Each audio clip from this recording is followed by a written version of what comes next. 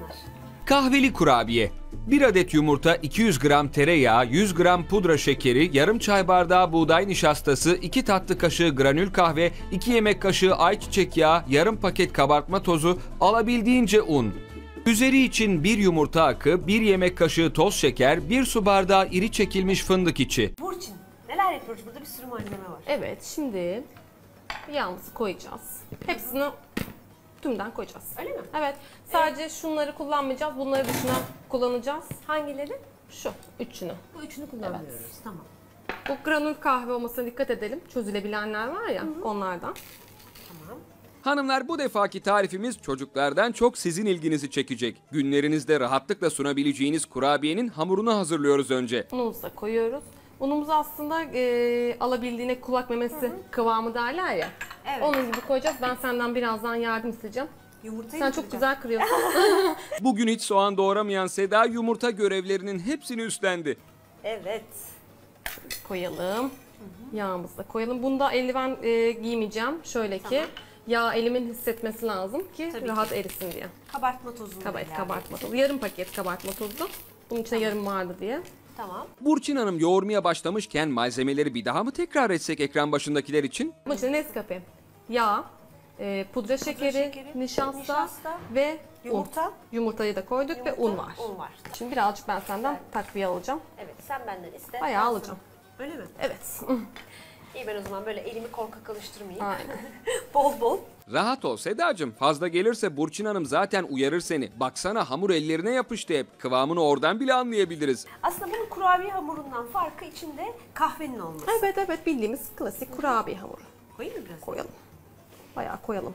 Yani yaklaşık 200 gram şeye yarım kilo un kadar bir şey gidecek. Öyle mi? Evet. Oo Burçin Hanım, bu tarif yine pek şık olacak. Oldu mu şimdi hamur? Evet bak tam Evet. görüyorsun değil mi? Böyle evet. Tamam. Şu şekerimizi de bu arada şunun içine katalım, fındıklarımızın. Karışık şekerli. Çok da karıştırmayalım. Tamam. İkisini görelim. Tamam. Şekeri, toz şekeri de fındığın içine kattık. Evet. Burada da Şimdi bir yağımız evet. var. Yuvarlayacağız bunları. İstediğimiz büyüklükte. İstediğimiz büyüklük. Evet. Nasıl arzu ediyorsan. Şu bir yumurta akına balayacağız. Bu yumurta akı. Evet. Tamam. Ve şöyle fındık. Bu değişik bir şey olacak. Evet. Hanımlar, görüyorsunuz hamuru ceviz büyüklüğünde yuvarlayarak önce yumurta akına batırıp sonra şekerli fındığa bulayarak tepsimize diziyoruz. Böyle. Fındığa bu çok güzel bir şey olacak yalnız. Değil mi? Çok değişik bir kurabiye bu. Bilinenin dışında bir kurabiye. İçinden lezzeti de çok güzel oluyor. Nescafe Yani o lezzeti koku, kalıyor. Evet. kahvenin kokusu geliyor. Nefis. Şimdi yağla birlikte bu Nescafe'ler de sıcakla ocakta fırınımızda eriyecek. Çok güzel oluyor. Zaten kurabiye hamuru inanılmaz Şöyle güzel. Sohbet arası hızımızı kesmeden koca bir tepsiyi kurabiyelerle doldurduk. Kahveli kurabiyemiz de bitti. Hemen fırına atıyoruz. Evet. Kurabiye kolay. 17 dakikada pişiyor. Şimdi kurabiyeyi fırına verip heyecanla pişmesini bekleyeceğiz. Bu arada hanımlar, bugünkü bu muhteşem tarifleri ve daha önceden yaptığımız birbirinden farklı tarifleri yeniden seyretmek isterseniz startv.com.tr adresinden önce programlar bölümünü, ardından soframızı tıklamanız yeterli.